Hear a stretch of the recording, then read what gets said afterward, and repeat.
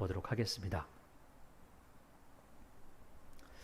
우리가 오전에 말씀을 살펴볼 때 어떤 상황이 있다 할지라도, 어떤 상황이 왔다 할지라도 사람들이 아닌 하나님을 바라봤던 그 다윗의 모습을 살펴보았고요.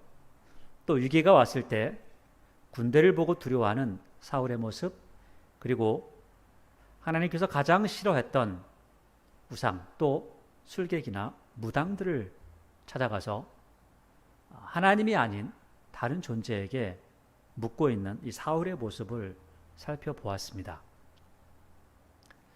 끝까지 하나님을 의지할 것인가, 아니면 사람이나 또는 나에게 당장 좋은 말을 해줄 수 있는 사람을 찾아갈 것인가, 이것은 우리가 선택할 사항일 겁니다. 그러나 우리의 선택에는 책임이 따르기도 하죠. 내가 무엇을 선택하든지 그 선택에 대한 책임은 내가 지는 겁니다. 사울이 처음에는 하나님의 선택을 받았지만 그는 하나님을 선택하지 않았고 하나님이 아닌 사람들을 두려워하고 결국은 점을 쳐주는 한 여인을 찾아가는 모습으로 그의 인생을 거의 마무리하게 됩니다.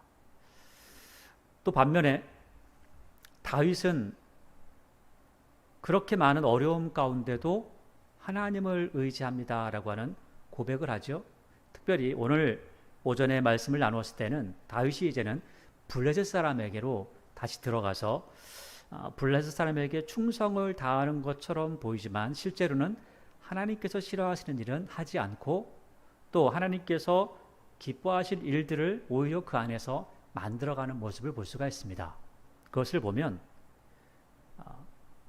세상이 어려워서 세상이 이러니까 어쩔 수 없이 일을 할 수밖에 없습니다 라고 하는 그런 변명은 하나님 앞에서 통하지는 않을 것 같습니다. 오늘 다윗이 그렇게 어려울 때에도 하나님의 뜻이 무엇인가 찾아갔던 모습을 보면 아마 하나님께서 우리에게 그렇게 말씀하실 수도 있을 것 같아요. 우리가 하나님 앞에, 하나님 우리 상황 아시잖아요. 우리 이래서 이러해서 어쩔 수 없이 이렇게 할 수밖에 없었어요 라고 하면 그때 다윗을 들어서 말씀하시면서 다윗은 어땠게, 또 느헤미야를 들어서 말씀하시면서 느헤미야는 어땠게 하면서 그들의 삶은 궁지에 몰리는 가운데도 하나님의 말씀에 얼마나 집중했는가, 이런 모습들을 보여주고 있고 또 그 모습을 보면서 우리는 우리가 얼마나 잘못했는지를 바라보게 될 겁니다. 오늘 블레셋 사람들의 진영으로 들어가서 또 그들과 함께 거했던 다윗, 그 다윗에게 블레셋 군대의 왕이었던 야기스가 너 나하고 함께 싸우자라고 이렇게 이야기합니다. 그러니까 다윗은 그렇게 대답하죠. 아유 주님의 당신의 뜻이 그거라면 당신의 뜻대로 하죠 라고 이렇게 이야기합니다. 그리고 나서 이제 전쟁을 시작하는 상황이 오늘 29장에 나오게 되는데 실제로 전쟁하는 것은 이제 30장 이후로부터 전쟁하는 게 나옵니다. 29장은 전쟁을 하러 나가자고 하는데 다윗은 나가고 싶지 않겠죠. 그런데 아기스는 나가자고 합니다. 블레셋 왕은.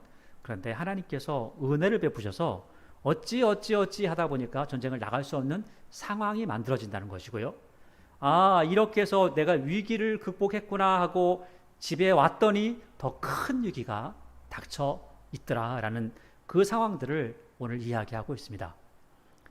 아마 이 29장에 나와 있고 29장의 말씀과 이 30장으로 넘어가는 이 이야기가 다윗에게는 아마도 가장 큰 위기 중에 위기가 아니었을까라는 것들을 이야기합니다. 왜냐하면 이전에는 외부의 적이 나를 힘들게 하고 외부의 적이 나를 죽이려고 했다면 이제는 지금 내부에 나와 함께 했던 사람들이 나를 죽이려고 하는 그런 모습이 있거든요. 그래서 우리가 오전에 쭉 살펴보았지만 그렇게 어려움들이 있음에도 불구하고 다윗은 하나님을 의지하고 또 이 사람들과 함께 힘을 합해서 하나님의 일을 해나가는 것을 볼 수가 있습니다. 근데 지금 오늘은 굉장히 어려운 상황에 닥치게 됐다는 거죠. 한 부분 이렇게 말씀을 찾아가면서 보도록 하겠습니다. 29장 1절을 보니까 블레셋 사람들은 그들의 모든 군대를 아벡에 모았죠. 이스라엘 사람들은 이스르엘에 있는 샘 곁에 진쳤다. 그러니까 이스르엘은 평지를 이야기합니다. 평지인데 이것을 평지라고도 하고요. 또는 와디라고도 합니다. 그러니까 평지인데 평소에는 사람들이 다니지만 만약에 비가 많이 와가지고 물이 흐르기 시작하면 또 여기가 하천처럼 물이 흐르기도 합니다. 근데 이스라엘은 평지라고 해서 여기서는 농사를 많이 짓습니다. 곡창지대입니다. 그래서 농사를 지으면 여기서 농사 지은 걸로 사람들이 먹고 사는 거죠. 굉장히 많은 수확을 거두는 지역이기도 하지만 또 넓은 평야가 있기 때문에 여기서는 전쟁도 함께 하게 되죠. 특별히 언제 하냐면 추수가 다 끝나면 전쟁을 많이 합니다. 왜냐하면 곡식이 있을 때 전쟁하면 먹을 게 없잖아요. 추수가 다 끝나고 나면 꼭 사람들이 쳐들어옵니다. 왜냐하면 뺏기 위해서 쳐들어오는 거죠. 그러니까 여기 이스라엘이라고 하는 이 들판에서 전쟁을 하는 건데 이스라엘 이 지역을 무깃도라고도 합니다. 그래서 하르 무깃도라고 하는 이것을 하르 무깃도를 우리나라 말은 하르 무깃도건 아마겟돈이건 다 말할 수 있는데 이 외국어는 히브리어에서 아람어로 헬라어로 계속 가게 되면 말이 바뀌어 버립니다. 그래서 이것을 나중에 하르 무깃도를 나름대로 자기도 음역한다고 그대로 말을 한다고 했는데 아마겟돈으로 바뀌게 됩니다. 그래서 신약에서 나오는 신약 성경 요한계시록에서 나오는 하르 무깃도 이것이 이스라엘 평지 무깃도를 이야기합니다. 무깃도 산을 이야기하는 거죠. 무깃도 평야를 말하는 거죠. 그래서 이스라엘 군대가 여기에 있습니다. 여기서 전쟁은 항상 여기서 있습니다. 거의 전쟁은 이스라엘 백성들이 전쟁하는 곳이 항상 여기였습니다. 왜냐하면 넓은 평야이기 때문에 그래요. 여기서는 항상 전쟁을 합니다. 2절에 브렛 사람들이 수령들이 수백 명씩 수천 명씩 인솔하여 나아가고 다윗과 그의 사람들은 아기스와 함께 그 뒤에서 나아가더니 그러니까 다윗은 아기스하고 한 편입니다. 그러니까 다른 사람들은 또 다른 편으로 나가는 겁니다. 마치 그 다윗이 아기스의 친위대처럼 붙어서 가는 거죠. 3절에 블레 사람들의 방백들이 말을 하는 겁니다. 히브리 사람들이 무엇을 하려느냐? 히브리 사람들은 누구를 말해요? 다윗을 이야기합니다. 다윗과 그와 함께 했던 사람들이죠. 이 사람들이 600명이었잖아요. 남자들만 전쟁하는 사람들이. 하니 아기스가 블레셋 사람들의 방백들에게 이르되 이 사람들 말이야 이스라엘 왕 사울의 신하 다윗이잖아. 또 그거 몰랐니? 근데 그가 나와 함께 있은 지 여러 날 여러 해로 돼. 그러니까 지금 그 1년 4개월 있다고 했는데 조금 보니까 조금 더 오래 있었나 보다 이런 생각이 드는 거죠. 아무래도 이 사람이 지금 여러 날이라고만 끝나는 것이 아니라 여러 해라고 하는 거 보니까 조금 더 오래 있었던 것 같아요. 그러니까 그가 망명하여 온 날 망명했잖아요. 망명했다는 것은 지금 자기 생명을 보존하기 위해서 왔다는 거죠. 그러니까 망명해서 왔다는 것은 나를 대적하면 자기가 죽는다는 걸 알아 라고까지 이야기하는 거죠. 오늘부터 오늘까지 내가 그의 허물을 보지 못하였노라. 옆에 써놓으면 좋겠죠. 바보. 다 자기 굉장한 지금 그 아기스가 볼 때는 당장 죽여도 시원찮을 만큼 다윗이 엄청난 일을 벌였습니다. 그런데 모르는 거죠. 왜 모를까요? 사람이 바보기 때문에 그러기도 하겠지만 더 중요한 것은 하나님께서 그의 눈을 가려놓으셨다는 거예요. 그의 귀를 막아놓으셨다는 겁니다. 듣지 않는 겁니다. 4절에 블레셋 방백들은 똑똑해요. 그들은 알아요. 그래서 이렇게 말합니다. 그에게 노한지라. 그가 누구였어요? 왕에게 노한 거죠. 왕에게 화를 내는 거죠. 블레셋 방백들이 그에게 이르되 이 사람을 돌려보내요. 왕이 그에게 정하신 그 처소로 가게 하소서. 저 시글락으로 빨리 보내보래요. 그는 우리와 함께 싸움에 내려가지 못하리니 그가 전장에서 우리의 대적이 될까 하나이다. 그가 무엇으로 그 주와 다시 화합하리까? 이 사람들의 머리로 하지 아니하겠나이까? 아니 그래 우리를 위해서 당신을 위해서 그렇게 많은 것들을 얻어왔다 할지라도 아니 그러면은 저 사울하고 어떻게 화합하겠습니까? 화합하는 것은 우리를 다 죽여버리고 하지 않겠습니까? 라고 이야기하는 거죠. 그러면서 옛날을 추억해요. 지금 이게 굉장히 오래된 10년 넘은 일이에요. 그들이 춤추며 노래하여 이르되 사울이 죽인 자는 천천히요 다윗은 만만히로다 하던 그 다윗이 아니니까 10년도 넘었는데 이걸 다 기억하고 있어요. 그 정도로 충격적인 사건이었고 그리고 그만큼 충격을 줬던 다윗의 모습이었다는 거예요. 근데 아기스는 다 잊어버렸죠. 자, 6절에 아기스가 다윗을 불러 그에게 이르되 여호와께서 살아계심을 두고 맹세하노니. 아니, 하나님 믿지도 않으면서 무슨 맹세를 하나님의 이름으로 합니까? 내가 정직하여 내게 온 날로부터 오늘까지 내게 악이 있음을 보지 못하였으니. 정말 바보죠. 나와 함께 진중에 출입하는 것이 내 생각에는 정말 좋아. 그래서 수령들이 너를 좋아하지 않는구나. 그러니까 지금 아기스는 좋아해서 같이 싸우려고 하는데 부하들이 따르지 않는 거죠. 근데 오히려 부하들이 따르지 않고 이렇게 따지기 때문에 다윗이 이스라엘과 싸우지 않게끔 방패가 쳐진 겁니다. 아주 좋은 구실이 되어버린 거죠. 7절에 그러므로 나는 너하고 함께 싸우고 싶지만 부하들이 싫대. 그러니까 이제 너는 평안히 돌아가서 블레셋 사람들의 수령들에게 거슬러 보이게 하지 말라 하니라. 다윗이 아기스에게 이르되 내가 뭐 했습니까? 내가 당신 앞에 오늘까지 있는 동안 당신이 저에게서 무엇을 보셨습니까? 내가 가서 내 주 왕의 원수와 싸우지 못하게 하시나이까? 아주 더 큰 소리 치는 거죠. 그러니까 9절에 아기스가 다윗에게 말을 합니다. 달래는 거죠. 오히려 이제 내가 내 목전에 하나님의 전령같이 선한 것을 내가 하나 블레셋 사람들의 방백들은 말하기를 그가 우리와 함께 전장에 올라가지 못하리라 하니 그런즉 너는 너와 함께 온 내 주의 신하들과 더불어 새벽에 일어나 너희는 새벽에 일어나서 밝거든 곧 떠나라 하니라. 이에 다윗이 자기 사람들과 더불어 아침에 일찍이 일어나서 떠나 블레셋 사람들의 땅으로 돌아가고 블레셋 사람들은 이스라엘로 올라가니라. 자, 이스라엘로 올라간다라는 거예요. 전도서에 보니까 이런 말씀이 있습니다. 내 허무한 날을 사는 동안 내가 그 모든 일을 살펴보았는데 자기의 의로움에도 불구하고, 그러니까 사람이 의롭게 살아도 멸망하는 의인이 있고 자기의 악행에도 불구하고 장수하는 악인이 있는데, 자, 그 위에 14절을 보니까 이렇게 이야기하죠. 형통한 날에는 기뻐하고 곤고한 날에는 뒤돌아보아라. 이 두 가지를 하나님이 병행하게 하사 사람이 그의 장래일을 능히 헤아려 알지 못하게 하셨느니라. 사람이 살면서 형통한 일도 있고요, 때로는 곤고하고 어려운 날도 있습니다. 그런데 때로는 어떤 사람들은 의롭게 사는데도 불구하고 힘들고 어려운 일을 당하고 악한데도 더 좋은 것들을 얻기도 하죠. 그런데 오늘 14절 말씀을 보면 두 가지가, 형통함과 곤고한 것이 두 가지가 함께 우리의 삶 가운데 늘 함께하고 있다는 거예요. 그래서 우리의 장래 일을 우리가 알 수 없게 했다. 이거 하면 좋은 일이 있겠지, 나쁜 일이 있고, 이거 하면 좀 안 좋겠지, 좋은 일이 있고, 자기 장래 일을 알 수가 없다는 거죠. 오늘 다윗이 이런 일을 당하고 나서 어떤 생각을 했을까요? 야, 다행이다. 야, 이제 다행이다. 이제 뭐 내가 이스라엘 백성들하고 싸우지 않아도 되고 하니까, 그러면 이제는 내가 내 집에 있다가 전쟁이 마치고 하나님께서 어떤 일들을 일으키시면 내가 이스라엘로 가면 되는 거 아닌가? 라고 생각을 할 수도 있었을 겁니다. 그런데 놀라운 일이 펼쳐집니다.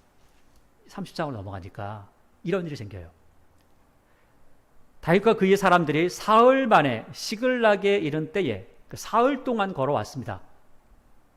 아멜렉 사람들이 이미 네겝과 시글락을 침노하였는데 그들이 시글락을 쳐서 불사르고 거기에 있는 젊거나 늙은 여인들은 한 사람도 죽이지 아니하고 다 사로잡아 끌고 자기 길을 갔더라. 다 살려가지고 갔어요. 다윗은 아말렉 사람들을 어떻게 했죠? 다 죽여버렸죠. 근데 지금 아말렉 사람들이 어떻게 했어요? 죽이지 않고 끌고 갔다는 거예요.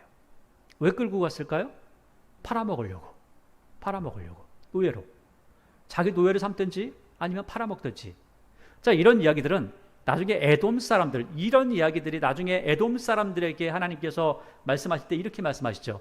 니들이 말이야, 이스라엘 사람들을 끌어다가 에돔에다가 팔아먹고 노예로 쓰지 않았냐, 이스라엘 사람들을 쓰지 않았냐, 이렇게 이야기를 합니다. 그러니까 그런 걸 보면 사람들을 사가지고 노예로 부려먹는 일들이 지금은 뭐 그나마 좀 덜하죠. 근데 옛날에는 굉장히 많았다는 거죠. 그래서 이제 이렇게 팔아먹으려고 데려갔는데 3절에 다윗과 그의 사람들이 성읍에 이르러 본즉 성읍이 불탔고 자기들의 아내와 자녀들이 사로잡혔는지라. 아니 다행이긴 하죠. 잡혀가긴 했지만 죽진 않았으니까. 그런데 잡혀갔다는 거예요. 왜냐하면 거기 시체가 아무것도 없는 걸 보니까 잡혀갔구나 하는 거죠.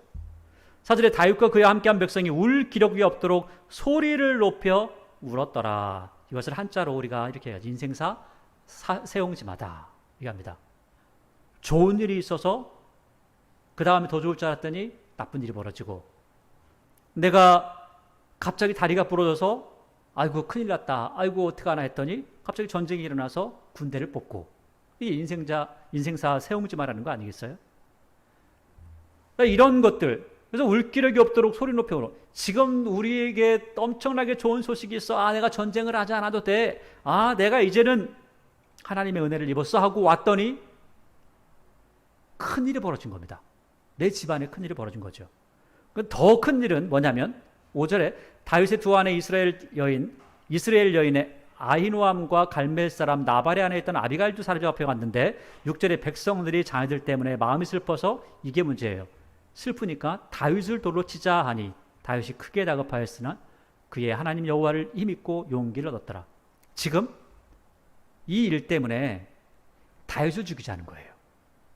그 전에는 밖에서 아무리 많은 일들이 있어도 이 사람들이 하나가 됐거든요. 그런데 이때 갑자기 사람들이 마음이 변합니다. 그리고 너를 죽여야 되겠어. 아니 다윗이 뭘 잘못했어요? 다윗이 잘못한 거 없죠. 그런데 다윗을 죽이겠다는 거죠. 대표성의 원리죠. 너 때문에 그래 라고. 누군가는 공격을 받아야 되는 겁니다. 누군가는 죽어야 된다는 거죠. 그래서 오늘 다윗을 죽여야 되겠다 그러면서 돌을 잡고 죽인다고 달려드는 겁니다. 자, 그런데 놀랍게도 그 뒤에 보니까 다윗이 크게 다급하였는데, 너무너무 다급했는데 하나님을 붙잡았다는 거예요. 그리고 용기를 얻었다는 거죠. 이런 정도가 되면 사람을 붙들고 뭐 해야지 할 것 같은데 그게 아니라 하나님을 붙들고 용기를 얻었다는 겁니다. 자, 그래서 오늘 아마도 이렇게 됐을 때 아비아달이나 이런 사람들을 통해서 뭔가를 했겠죠. 그래서 그 뒤에 바로 나옵니다. 7절에 다윗이 아히멜렉의 아들 제사장 아비아달에게 이르되 원컨대 에봇을 내게로 가져오라. 아비아달이 에봇을 다윗에게로 가져오매 다윗이 여호와께 묻자와 이르되 내가 이 군대를 추격하면 따라 잡겠나이까 하니 여호와께서 그에게 대답하시되 그를 쫓아가라. 내가 반드시 따라 잡고 도로 찾으리라. 이렇게 이야기했다는 거예요. 가장 어려움이 있을 때, 가장 고통스러울 때 오늘 다윗은 하나님을 붙잡습니다. 그래서 이렇게 고통스러울 때 또 시를 쓰고 또 하나님 앞에 찬양하는 부분들이 있겠죠. 시편 22편을 한번 보도록 하겠습니다.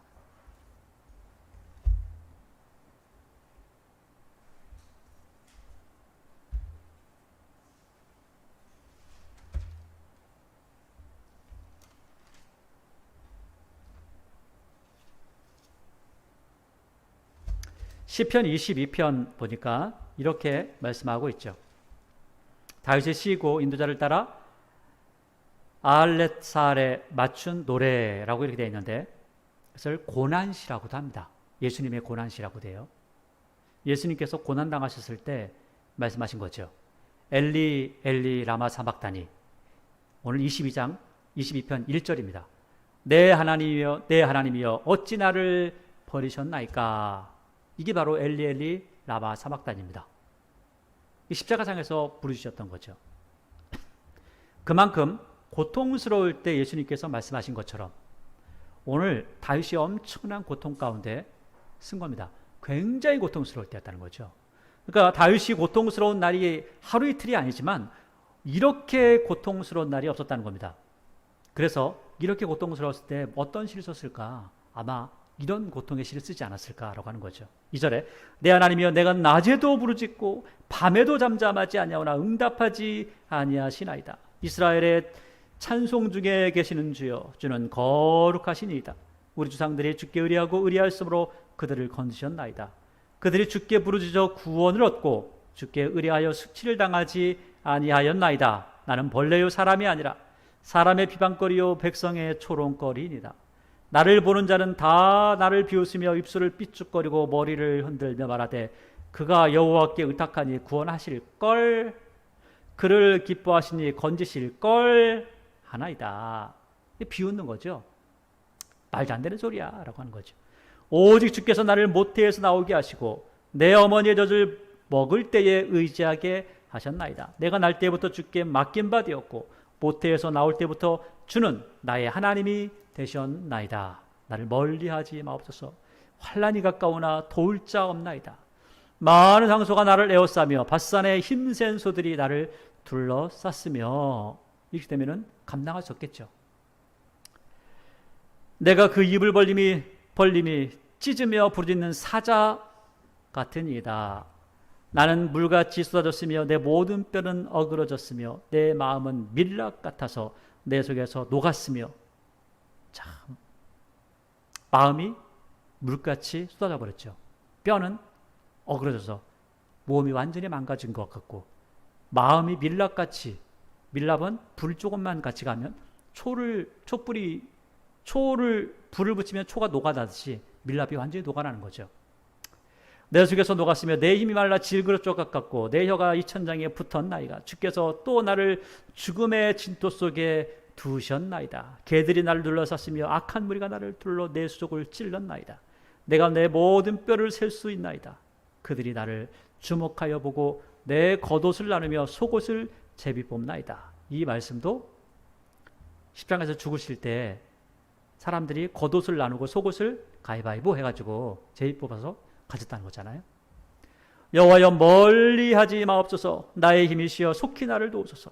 내 생명을 칼에서 건지시며 내 유일한 것을 개의 세력에서 구하소서.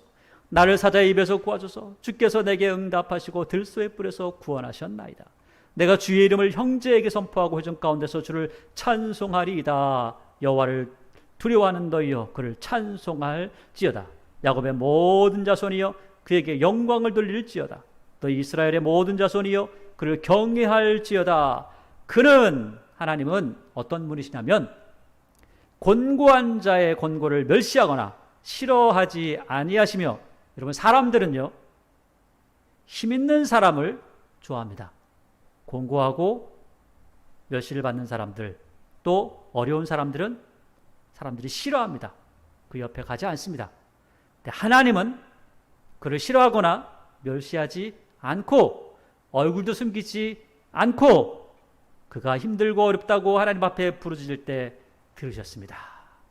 하나님, 저도 하나님 앞에 이렇게 내 고통을 내어놓습니다.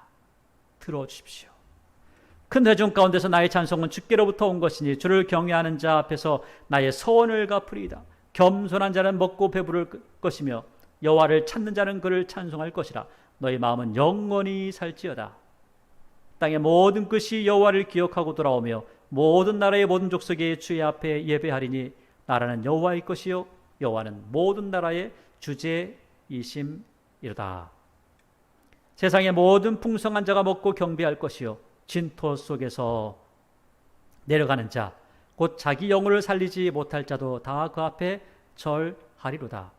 천국을 가든 지옥을 가든 하나님을 믿든 믿지 않든 간에 하나님 앞에 엎드릴 수밖에 없다는 거예요. 왜? 그분이 천지만물을 창조하셨고 세상 끝날까지 모든 것들을 통치하시는 분이기 때문에. 30절 후손이 그를 섬길 것이요 대대의 주를 전할 것이며 와서 그의 공의를 태어날 백성에게 전하며 주께서 이를 행하셨다 할 것이로다. 이렇게 찬송하는 겁니다. 이렇게 죽도록 힘들고 고통스러운 시간을 가졌음에도 불구하고 고통 가운데 하나님을 의지합니다. 하나님, 내 앞에 아무것도 보이지 않습니다. 나에게 하나님의 응답도 보이지 않습니다. 그렇지만 하나님, 나를 붙들어 주십시오 라고 하는 거죠. 그래서 30장 돌아와서 30장 8절을 보니까 따라가면 될까요? 라고 하니까 그래 따라가라 하죠. 9절에 이에 다윗과 또 그와 함께한 600명이 가서 부솔신에 이르러 뒤떨어진 자를 거기 머물게 했으되 지금 사흘 동안을 걸어서 왔잖아요. 그리고 엉엉 울었잖아요. 아니 거기에 또 먹을 거 다 가져가 버렸으니까 먹을 것도 없겠죠. 그러니까 얼마나 힘들겠어요. 그래서 따라가는데 아무리 따라가도 언제 찾을지 모르니까 가다 보니까는 이거 사람들을 찾을 수가 없는 거예요. 그래서 이제는 사람들이 가다가 400명은 힘이 아직 좀 있는데 200명은 힘이 없는 겁니다. 그래서 10절에 곧 피곤하여 부솔 시내를 건너지 못하는 200명을 머물게 했고 다윗은 400명을 거느리고 쫓아가니라. 무리가 들에서 애굽 사람 하나를 만나 그를 다윗에게로 데려다가 떡을 주어 먹게 하며 물을 마시게 하고. 참 이것도 참 상황이 특이하죠. 지금 다윗이 자기 갈 길이 굉장히 급하잖아요. 그리고 지금 다윗과 함께 했던 사람들도 마찬가지죠. 자기 갈 길이 급하잖아요. 자, 그런데 애굽 사람 하나를 만났어요. 다윗에게 데려와요. 그가 무슨 말을 했는지는 정확하게 나오진 않아요. 그런데 한 사람이 있어요. 그런데 이 사람에게 떡을 줘 먹게 하고 물을 마시게 하고 밥도 주고 해가지고 그를 살려놓습니다. 그리고 나서 12절에 보니까 그에게 무화과 뭉치에서 뗀 덩이 하나와 건포도 종이를 주었으니 그가 밤낮 사흘 동안 떡도 먹지 못하고 물도 마시지 못하였음이니라. 그가 먹고 정신을 차리매. 그러니까 그 전에는 정신을 못 차렸던 것 같죠. 그러니까 지금 거의 죽어갔던 사람, 그러니까 말도 못하는 사람을 살려줬다는 거예요. 그러니까 뭔가 어떤 의미, 이 사람한테 뭘 얻을 수 있을까라고 해서 한 게 아니라 그냥 죽어가는 사람을 살려줬다는 거죠. 그래서 이걸 보면 마태복음에 보니까 예수님께서 그런 말씀하신 적이 있죠. 천국의 그 최후의 심판을 하실 때 왼쪽과 오른쪽에 양과 염소를 놓고 나서 말씀하시기를 오른쪽에 그 양들에게는 야 네가 말이야 내가 갇혔을 때 내가 헐벗었을 때 내가 줄일 때 나에게 먹을 걸 줬고 나를 찾아봤고 염소에게는 또 네가 말이야 내가 이런 데 있을 때 한 번 날 도운 적이 없다 이렇게 말씀하시거든요. 근데 이런 걸 보니까 이렇게 어렵고 힘든 일을 당할 때 한 사람을 구할 수 있는 마음의 여유가 있었을까? 이런 생각이 드는데 어찌됐든 간에 이런 일들을 할 수 있을 정도의 그런 마음도 있었다는 거죠. 그러니까 이렇게 하고 나니까 13절에 다윗이 그에게 이르되 너는 누구에게 속하였으며 어디서 왔느냐 하니 그가 이르되 나는 애굽 소년이요 아말렉 사람의 종이더니 사흘 전에 병이 들매 주인이 나를 버렸나이다. 이 아말렉 사람의 종이라는 거예요. 그러니까 우리가 5절에 살펴봤지만 아말렉 사람들을 다윗이 쳤다라고 하잖아요. 그리고 사람들 다 죽이고 그리고 이제 소나 양을 가져다가 갖다 바쳤다 이렇게 했잖아요. 그럼 아말렉 사람들이 뭐 하는 사람들이냐면 이 애굽 사람도 지금 애굽 그 아말렉 사람의 종이었다는 거죠. 그 사람들을 하여간 뭐 꼬맹이든 누구든 다 잡아다가 지가 부려먹는 이제 그런 존재들이었다는 거죠. 16절 우리가 그렛 사람의 남방과 유다에 속한 지방과 갈렙 남방을 침노하고 시글락을 불살랐나이다. 자기가 이야기를 하는 거예요. 다윗이 그에게 이르되 내가 나를 그 군대로 인도하겠느냐 하니 그가 이르되 당신이 나를 죽이지도 아니하고 내 주인의 수중에 넘기지도 아니하겠다고 하나님의 이름으로 내게 맹세하소서. 그리하시면 내가 당신을 그 군대로 인도하리이다 하니라. 나 주인한테 애정 없습니다. 그 나쁜 녀석이에요. 나를 그냥 죽으라고 버려버렸어요. 그 사막 한복판에다 버리면 죽는 거죠. 그런데 당신이 날 살려줬으니까 나를 걷어주십시오. 그러면 내가 해주겠습니다. 라고 하는 거죠. 16절 그가 다윗을 인도하여 내려가니 그들이 온 땅에 편만하여 블레 사람들의 땅과 유다 땅에서 크게 약탈하였으므로 말미암아 먹고 마시며 춤추는지라. 지금 이 사람들이 적은 인원이 아니라는 거죠. 다윗 새벽부터 이튿날 저물 때까지 보세요. 새벽부터 사람을 죽이기 시작해서 다음 날까지 죽였으니까 적은 사람을 죽인 게 아니라는 거죠. 적은 전쟁이 아니었다는 거예요. 작게 한 게 아니라는 거예요. 크게 했다는 거죠. 그들을 침해 낙타를 타고 도망한 소년 400명 외에는 피한 사람이 없다. 그러니까 지금 낙타를 타고 도망간 사람이 400명이니까 지금은 나가서 싸우는 다윗의 군대가 400명이거든요. 400명이 가서 엄청난 사람을 치는데 이 사람들은 지금 먹고 마시고 술 취하고 춤추고 놀다가 갑자기 당하는 거죠. 이런 상황을 맞이했다는 겁니다. 18절 다윗이 아말렉 사람들이 빼앗아갔던 모든 것을 도로 찾고 그의 두 아내를 구원하였고 그들이 약탈했던 것 곧 무리의 자녀들이나 빼앗겼던 것은 크고 작은 것을 막론하고 아무것도 잃은 것이 없이 모두 다윗이 도로 찾아왔고 다윗이 또 양떼와 소떼를 다 되찾았더니 무리가 그 가축들을 앞에 몰고 가며 이르되 이는 다윗의 전리품이라 하였더라. 아니, 아까는 다윗 죽인다 하더니 지금은 누구의 전리품이라고요? 자기들의 전리품이 아니라 다윗의 전리품이다. 아니, 자기들이 이겼는데 대표성을 띈다는 거죠. 죽는 것도 다윗이 죽어야 되고 성공도 실패도 다 지도자의 몫으로, 지도자의 덕으로 돌리는 것을 봅니다. 21절 다윗이 전에 피곤하여 능히 자기를 따르지 못함으로 부솔 시내에 머물게 한 200명에게 오매 그들이 다윗과 그와 함께한 백성을 영접하러 나오는지라. 다윗이 그 백성에게 이르러 문안하매 다윗과 함께 했던 자들이 가운데 다윗하고 함께한 사람도 악한 사람하고 불량배도 있다는 거예요. 그러니까 다윗과 함께한 사람이라도 다 좋은 사람은 아니라는 거죠. 악한 자와 불량배들이 나와가지고 말하는데 이렇게 말합니다. 그들이 말이에요. 우리와 함께 가지 아니하였으니까 우리가 도로 찾은 물건은 무엇이든지 그들에게 주지 말고, 아니 뭐 애들하고 자기 그 처만 주면 되는 거 아닙니까? 원래 그 사람들이 가지고 있던 그 물건도 줄 필요가 없잖아요. 라고, 우리가 싸웠으니까 다 우리 거 아니에요? 우리 목숨값 아닙니까? 라고 이야기하는 거예요. 그러니까 23절 다윗이 이르되 나의 형제들아, 여호와께서 우리를 보호하시고 우리를 치러 온 군대를 우리 손에 넘기셨은즉 그가 우리에게 주신 것을 너희가 이같이 못하리라. 지금 너희들이 전쟁한 거 니들이 싸워서 이긴 것 같아? 니들이 한 것 같아? 아니야. 하나님께서 하신 거야. 하나님께서 은혜를 베푸신 거야. 하나님께서 하셨는데 왜 니들이 한 것처럼 그렇게 너무 건방지게 하지 마 라고 타이르는 거죠. 이 일이 누가 너희에게 듣겠느냐? 전장에 내려갔던 자의 분깃이나 소유물 곁에 머물렀던 자의 분깃이 동일할지니 같이 분배할 것이니라 하고, 그날부터 다윗이 이것으로 이스라엘의 율례와 규례를 삼았더니 오늘까지 이르니라. 오늘이 언제인지 정확하게 이야기하지 않는데 나중에 보게 되면 오늘이라고 하는 그 시점이 다윗을 지나서 분열 왕조 때 이것을 명확하게 기록했다라는 것을 이야기합니다. 좀 있으면 나오죠. 26절 보니까 다윗이 시글락에서 이르러 전리품은 그의 친구 유다 장로들에게 보내어 이르되, 그러니까 지금 시글락에 딱 와서는 시글락에 도착하더니 그 자기 친구들 그 다음에 유다 장로들에게 선물을 보내는 겁니다. 그러니까 지금 자기가 뭐 약탈을 해가지고 나쁜 짓을 해가지고 한 게 아니라 자기가 빼앗을 만한 것을 빼앗아서 그리고 자기의 편을 이스라엘에다가 만들어 놓는 거죠. 왜냐하면 아무 자기 편이 없다면 가서 자기가 이스라엘에 살 수 있는 일이 아무것도 없기 때문에 그렇죠.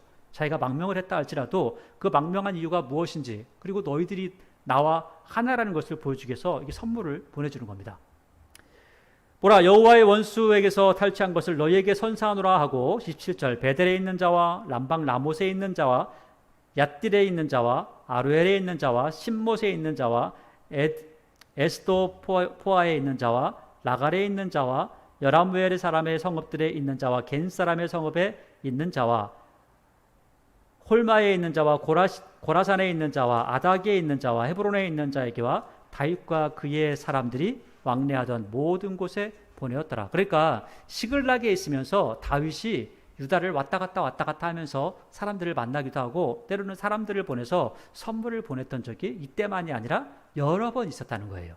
그러니까 오랫동안 사람들에게 왕래하면서 계속해서 사람들과 만나고 내가 누군지, 그리고 너희가 어떤 존재인지, 내가 하나님을 잘 섬기고 있다, 하나님을 사랑한다, 이런 것들을 계속해서 나눈 겁니다. 그리고 31장에 이제 전쟁이 일어나는 거죠. 블레셋 사람들이 이스라엘을 침해, 이스라엘 사람들이 블레셋 사람들의 앞에서 도망하여 길보아산에 엎드려져 죽으니라. 이 길보아산에서 죽죠. 블레셋 사람들이 사울과 그의 아들들을 추격하여 사울의 아들 요나단과 아비나답과 말기수아를 죽이니라. 요나단, 다윗과 굉장히 친밀감 있게 있었던 요나단이 여기서 죽어버리고 맙니다. 그러니까 요나단의 죽음을 다윗이 알았을 때는 굉장히 슬프게 우는 모습을 볼 수가 있죠.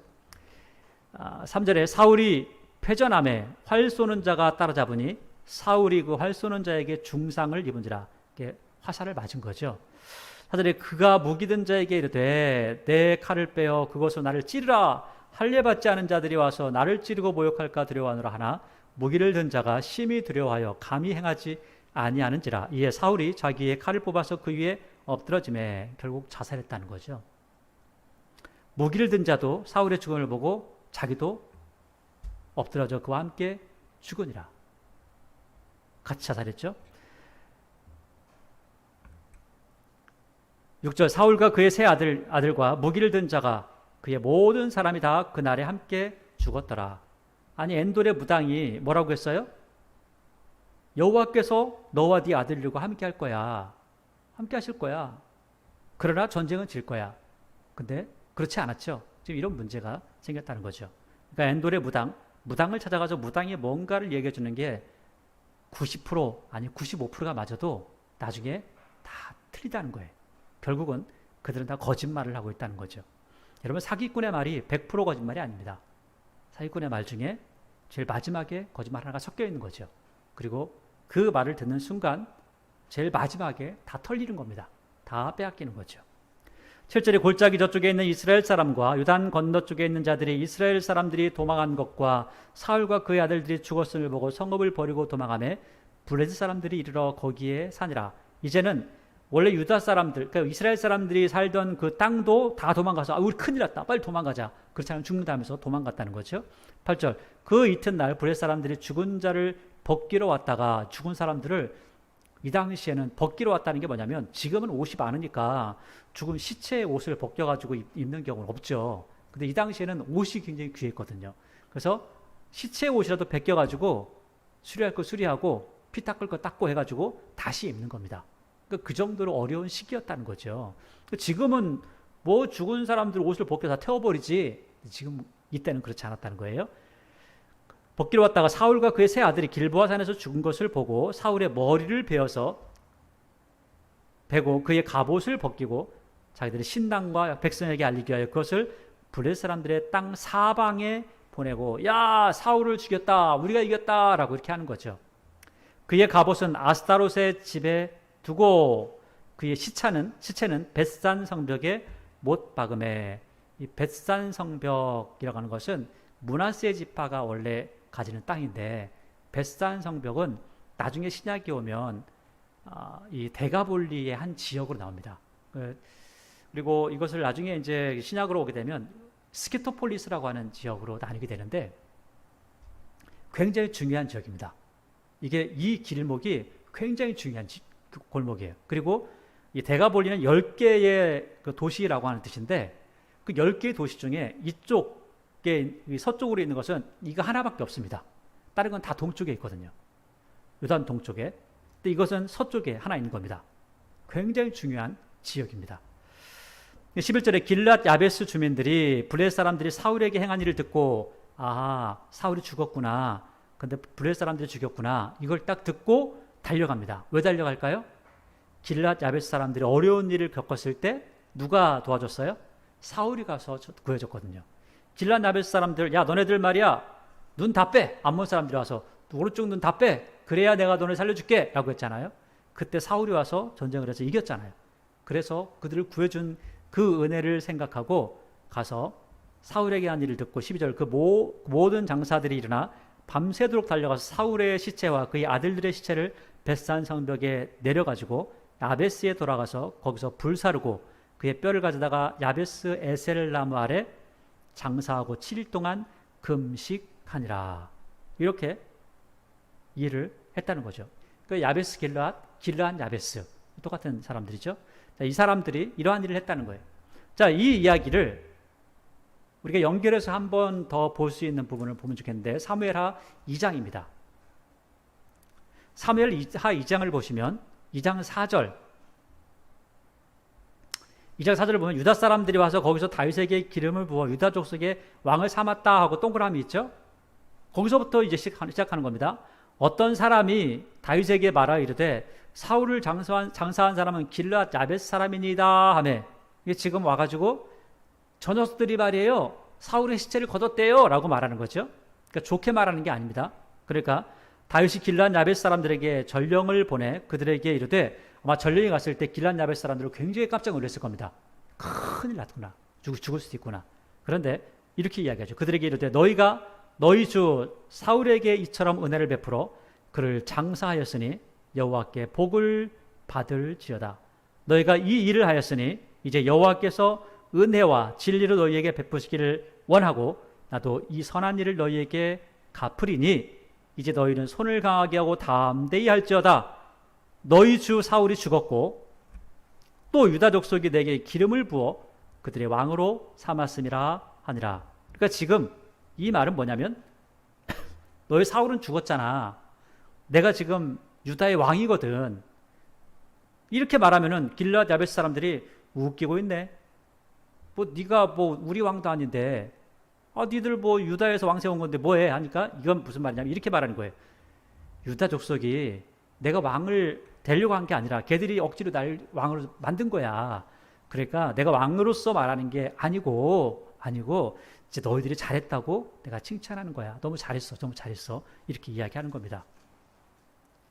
사무엘상 31장을 마치면서 이 사울의 죽음과 사울의 죽음을 보고 그의 시체를 거뒀던 길르앗 야베스 사람들, 그리고 그 모습을 보면서 치하했던 또 다윗의 모습을 보게 됩니다. 오늘 말씀을 보니까 다윗이 크게 어려웠을 때 그런 사람들을 바라보고 사람들에게 빌지 않습니다. 하나님을 의지하고 하나님을 바라보는 모습을 봅니다. 하나님이 아니라 사람을 바라봤던 사울은 결국 죽음을 맞이하게 됩니다. 사울뿐만 아니라 사울 한 사람 때문에 하나님을 섬기고 다윗과 함께했던 사람임에도 불구하고 그의 아들이었던 요나단도 그렇게 죽음을 맞이하게 됩니다.